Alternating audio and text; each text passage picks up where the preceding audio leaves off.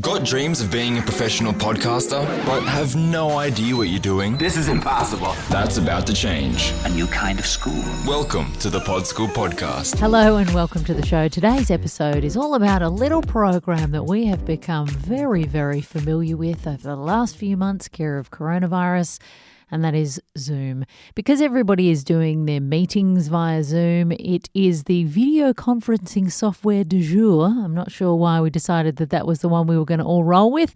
But now, of course, I am getting asked a lot of questions about recording your podcast via Zoom and whether I think it's a good idea. It is not something that I recommend. It's not something I recommend in my podcast course.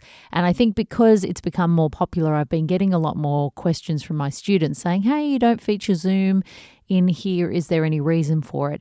The reason I don't feature Zoom is because ultimately it's a video conferencing software that people are now trying to retrofit into recording podcast audio.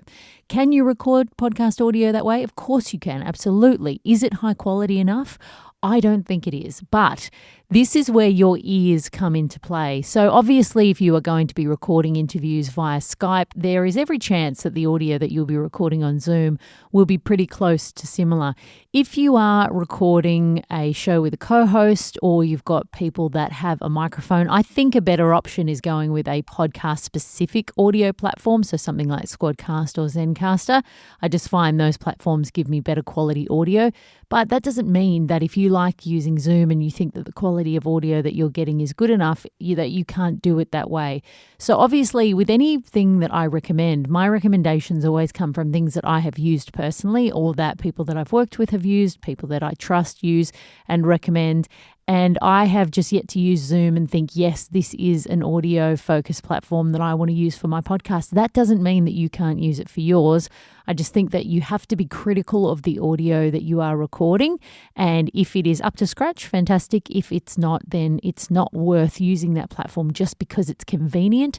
Because convenience doesn't mean much when the audio isn't good, because your audience, they don't care how convenient it was for you. All they care about is the final product. And if that final product isn't high quality enough to compete with the other podcasts out there, then maybe it's worth looking at another option. If you love Zoom and you're getting great audio out of it, go for your life, of course. And if you are going to do that, just make sure that there are a few settings in the back end of the program that you can kind of tinker with that can help to get you better quality audio. The first thing I would suggest is that you definitely record split tracks. So that means that you record your audio and your guest's audio on separate tracks. That just gives you a lot more flexibility when it comes to the edit, and it'll just mean that you can have the most control over what you ship out at the end.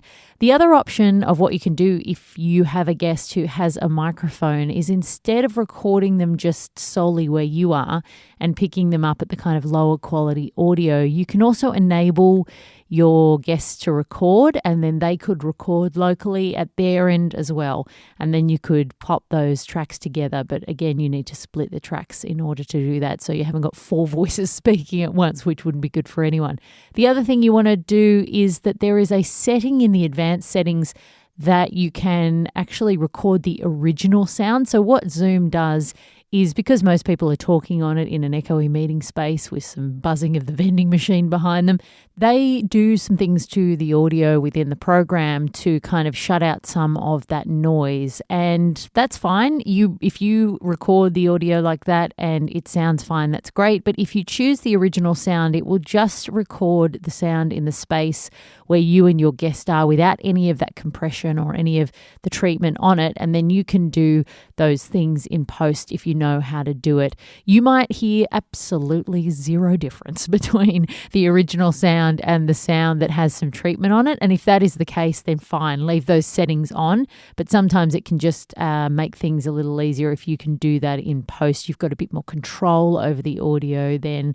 And if you and your guest are in a good space and you think about where you're recording, which is something you definitely want to do if you are going to be recording a podcast, then you likely don't need all of those those bells and whistles on there. And also the thing about automatic settings is that you don't have any control over how much of this or that they're taking out. It's just a kind of standard setting. So if you can do some of that stuff in post, you're probably better off having a bit of control over that. Of course, you want you and your guests to have great microphones, be in a good location. All of those things that we talk about when it comes to audio quality are essential on a program like Zoom, just like on any other program.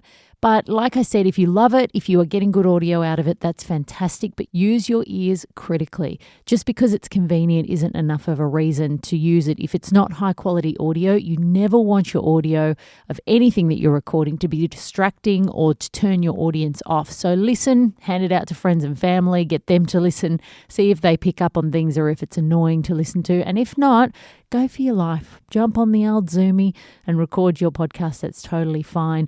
It's always good to choose a platform that you really like to use, but then also to marry that with high audio quality. And if you've got both of those things in one package, then you are sweet. Hope that's helped you think a bit more about Zoom and whether or not it is the podcast recording platform for you. If you want a little bit more help with your podcast, make sure you check out my online podcasting course, Podschool. You can find all the details at podschool.com.au.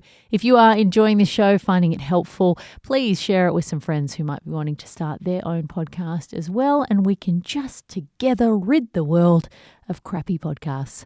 I'll see you next week, and until then, happy podcasting. That's all for today.